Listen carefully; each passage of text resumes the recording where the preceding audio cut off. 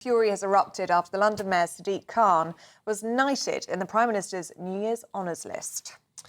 Sir Keir Starmer has been accused of rewarding failure as knife crimes increased in the capital by 50% since Khan took office in 2016. Well, the London Mayor was also responsible for rolling out the controversial ULEZ scheme in Greater London, which critics say has hit the poorest workers the hardest. Well, it all comes as the newly appointed Sir Sadiq said he was truly humbled to get the honour. Well, let's speak now to political commentator Theo Usherwood, who joins us now. Good to see you, Theo. Yes. And this honour for Sir Sadiq Khan, as we would now refer to him as, is very controversial, isn't it? It is controversial. The Conservatives are furious that Keir Starmer has decided to hand Sadiq Khan a knighthood.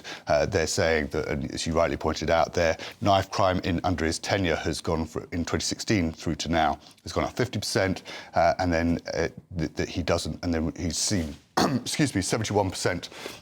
Increase in the portion of council tax on the mayoral precept. That's the bit that you pay just for the mayor. Plus, you've got the ULEZ scheme, which was introduced, which, of course, has hit the poorest motorists the hardest because they've had to upgrade their cars in order to make sure that they are compliant with the new rules set by Sadiq Khan. I think what Keir Starmer has done is basically offered the Mayor of London a consolation prize. He was expected to make it into his cabinet, but of course that hasn't happened. Ironically, it's his deputy, Sadiq Khan's deputy, when she was for transport, Heidi Alexander, who's become the transport secretary in Keir Starmer's cabinet, and it looks unlikely now, given where things are headed, that actually Sadiq Khan is going to make it all the way to the very top of government. And so Keir Starmer's just turned around and said, well, here you are, have a reward. And I think, given what Keir Starmer said previously, where he said he didn't want to hand out gongs for cronies, I think there's a little bit of hypocrisy. But that always happens, though, doesn't it? I mean, he did promise to be different, though. Yeah, but crazy to promise to be different when no one ever is. Yes, and that's the accusation. It's an accusation that's been, levelled with Freebie Gate over the course of the summer, when, of course, he attacked the Conservatives, Keir Starmer, as he was dubbed Mr. Rules by Lisa Nandy, his now Culture Secretary, for following, going by the rules. And he says, well, OK, with all of those gifts that he accepted, the rules were followed. But I think many people were asking, actually, is he that different from Boris Johnson et al. In the Conservative Party, people that he attacked when he was the leader of the opposition? And this is, I think, another example where people are saying, well, hang on a moment. You said that you weren't going to give your pals gongs, and you've just done that for Sadiq Khan. Because Sadiq Khan and Keir Starmer, going back, are very, very close. They're both lawyers by trade. They both know each other well from the London, from being MPs in London. He was the MP for Tooting, and so this was seen as a gong for one of his mates. The only thing you could say in defence, if you want to be charitable to Sadiq Khan, is in terms of elections, him and Andy Burnham are the most successful elected Labour politicians since Tony Blair. They've both won 3 elections, and so you could say, well, in respect of that, this is deserved. Meanwhile, over 1,000 people earned their gongs on the New Year's honours list. It wasn't just Sir Sadiq Khan. No, one or two standout names: Gareth Southgate, Alan Titchmarsh, Stephen Fry. The comedian Stephen Fry said he felt startled and enchanted after receiving the top gong. Well, awards and honours expert and awards intelligence Leslie Hussell joins us now. Leslie, good to see you this morning. What are we to make of the likes of Stephen Fry getting a knighthood? Some would say it's overdue. Yeah, I think definitely with Stephen Fry it is. I think when we look at the honours list, we see a fantastic array of celebs, entertainers, people doing great work in sport. And of course, it's very easy to forget, looking at those famous names, that actually 90% of the list are ordinary people doing extraordinary things who've been doing it, perhaps like Stephen Fry, for decades, some more recently when something has spurred in their lives them to take up a cause, found a charity. But yeah, it's a really brilliant time of year when you see these great examples of British achievement being celebrated in this way.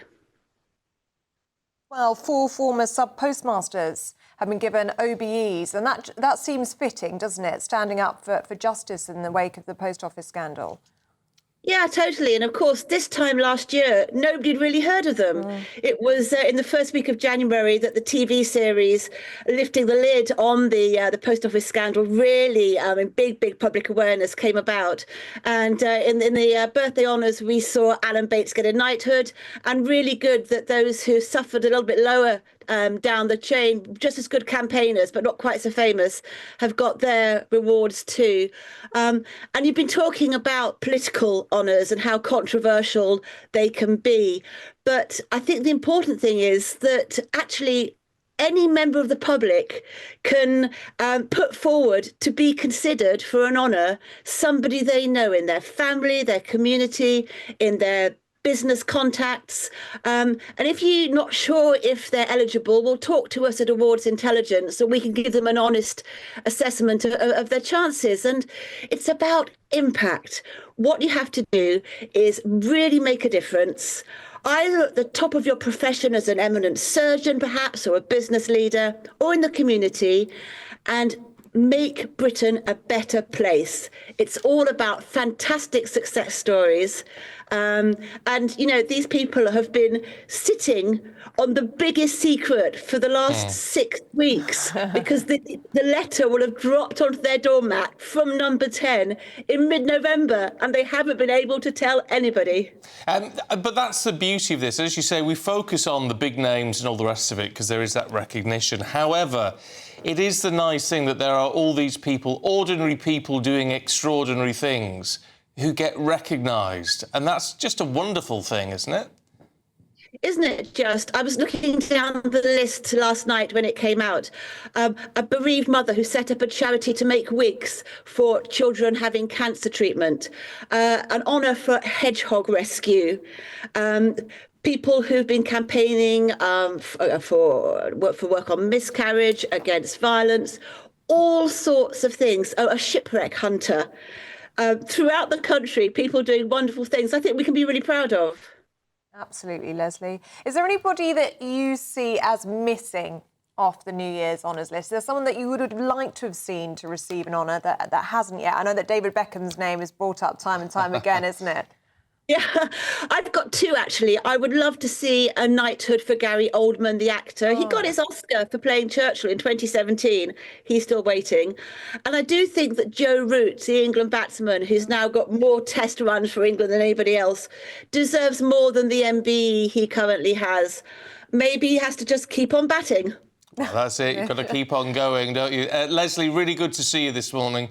Thanks very much indeed. Thank you. Two very good suggestions there from Leslie. Very good suggestions. I would like to see David Beckham get a knighthood. I would like to see David Beckham get a knighthood as well.